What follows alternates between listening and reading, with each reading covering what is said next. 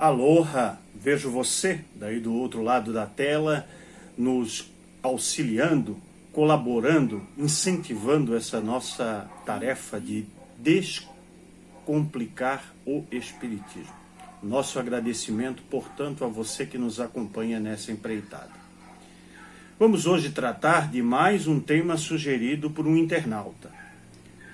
Fala ele sobre as reuniões mediúnicas e nos pede que façamos a diferença entre a naturalidade com que Kardec tratava o tema reuniões mediúnicas e a sacralização do ato mediúnico comum vigente no chamado movimento espírita brasileiro.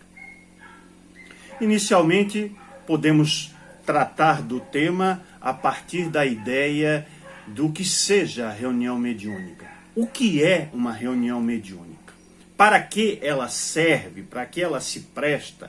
E a que se destina?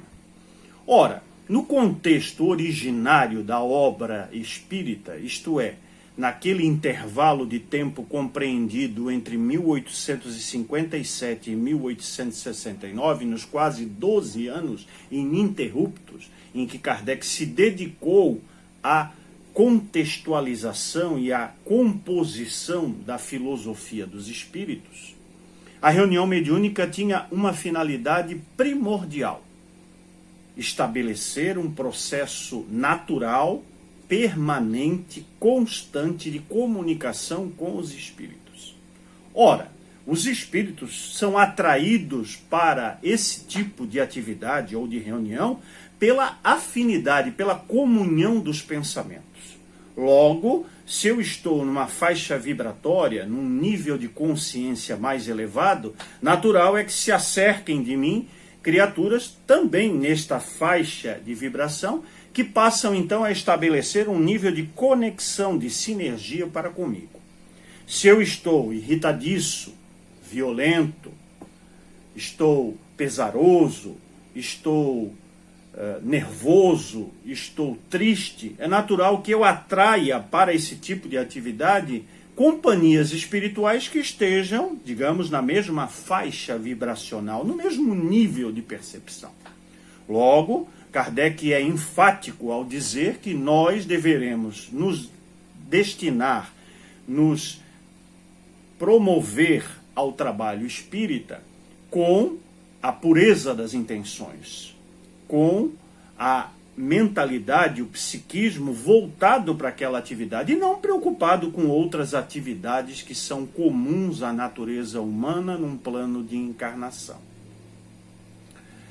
As reuniões mediúnicas, originariamente, na época de Kardec, não eram destinadas a consolar, a esclarecer espíritos sofredores, como se vê como tônica principal nas reuniões mediúnicas Brasil afora. É claro que a caridade e a caridade espiritual, por consequência, são elementos importantes na atividade do espírita, das instituições, dos grupos espíritas. E fazer caridade não é apenas a caridade material, também é a caridade espiritual do esclarecimento, da informação, da contextualização daquilo que a entidade que se apresenta numa reunião através de uma fenomenologia mediúnica esteja necessitada naquele momento. Então não estou dizendo para fecharmos as portas e impedirmos que criaturas ditas sofredoras ou necessitadas apareçam nas reuniões e mereçam de nós a nossa atenção, o nosso zelo e o nosso respeito. A questão é inverter o foco. É justamente transformar as reuniões mediúnicas como uma porta de entrada ao esclarecimento espiritual. Por quê? Porque as questões da nossa realidade atual não são as mesmas do contexto da segunda metade do século XIX. Muitos outros temas, muitas outras condições da atualidade nos exortam à necessidade de consultar os espíritos e de estabelecer um nexo de causalidade entre o que acontece hoje e as chamadas leis espirituais. Vamos então, nessa parte final, estabelecer 4 elementos de comparação entre as reuniões mediúnicas ao tempo de Kardec, com a orientação e a supervisão do codificador do Espiritismo, e o que se fez das reuniões mediúnicas no Brasil e no mundo, a partir de uma ideia mais religiosa e, portanto, a sugestão do companheiro de tratarmos a sacralização, a sacralidade do ato mediúnico em si. Notemos de primeiro que essas observações não são no sentido pejorativo, não são para descaracterizar e desqualificar tudo aquilo que é feito no movimento. Pelo contrário, são a busca da informação segura que está em Kardec para que nós, de uma vez por todas, possamos efetuar pequenas mudanças e aproximarmos-nos das balizas, das referências, das bússolas que Allan Kardec nos legou no seu ímpar trabalho realizado. Primeiro, a questão da liderança. A liderança era de Kardec e daquelas pessoas a quem ele delegava atividades dentro da Sociedade Parisiense de Estudos Espíritas. E era uma liderança não arrogante, não prepotente. Kardec jamais impôs a sua vontade, o seu pensamento. Sempre procurava o convencimento da razão. E em vários momentos da sua trajetória, isso está, por exemplo, na Revista Espírita, ele mudou de opinião, ele mudou a sua composição de ideias, e isso demonstra o caráter progressivo tanto de Kardec quanto da doutrina dos espíritos. O que temos no movimento espírita? A liderança dos guias. Nós achamos que os guias espirituais vão nos dizer tudo, vão conduzir as atividades mediúnicas, vão dizer o que pode e o que não pode ser feito, quando na verdade a responsabilidade é nossa. A atitude deve ser nossa de condução do processo, tendo-os como coadjuvantes, como colaboradores do processo e não invertendo essa relação de valores. Segundo, a natureza das reuniões mediúnicas. Já falamos aqui, a reunião mediúnica ao tempo de Kardec se destinava prioritariamente ao conhecimento de matérias, de assuntos pelos critérios da lógica racional, da logicidade dos questionamentos que eram feitos, para buscar encontrar um eixo de conexão entre as leis espirituais e as situações pueris, momentâneas, tradicionais da nossa vida. Já o movimento espírita, as reuniões mediúnicas comuns, que assistimos, que participamos e conhecemos, existe uma passividade. Estamos à espera de um pronunciamento, de um dirigente, de uma sumidade ou dos mentores que já são considerados como elevados e superiores para que eles nos digam o que é que nós temos que fazer.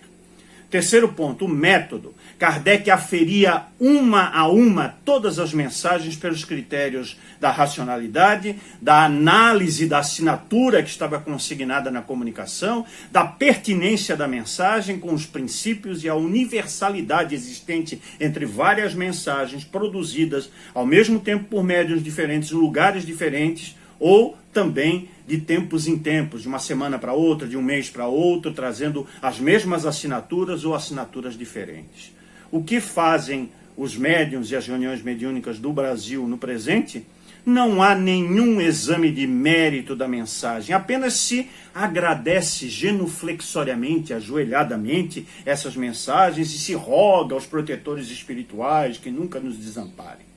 O quarto e último elemento diz respeito aos médiuns. Para Kardec, médiuns eram pessoas comuns, pessoas usuais, pessoas que se encontravam em grande quantidade, sem qualquer destaque ou brilho. Ou seja, a identidade dos espíritos na obra espírita é apenas trajada com as iniciais. O médium A, a médium senhora X, o médium senhor P. Sem destaque. Na mediunidade brasileira, o médium tem uma supervalorização, como se ele fosse dotado de um dom ou de uma faculdade especial, quando a mediunidade, dita por Kardec, é da natureza humana. Uns têm mais ostensivamente, outros não. Logo, o que se tem em relação aos médiuns é uma idolatria, como se eles fossem pessoas melhores ou superiores a nós outros, ou superiores à média dos homens presentes hoje na humanidade. E, consequentemente, as mensagens contêm em letras garrafais o nome e o sobrenome do médium para dar autenticidade, para dar relevância à mensagem. É por isso que entre Kardec e o movimento espírita há um hiato, há um distanciamento enorme. Porque em Kardec temos a naturalidade do fenômeno e da atividade mediúnica. E nas reuniões mediúnicas brasileiras temos uma condição de sacralidade, como se estivessem acima do bem e do mal, do certo ou do errado. Pensemos nisso. Shalom.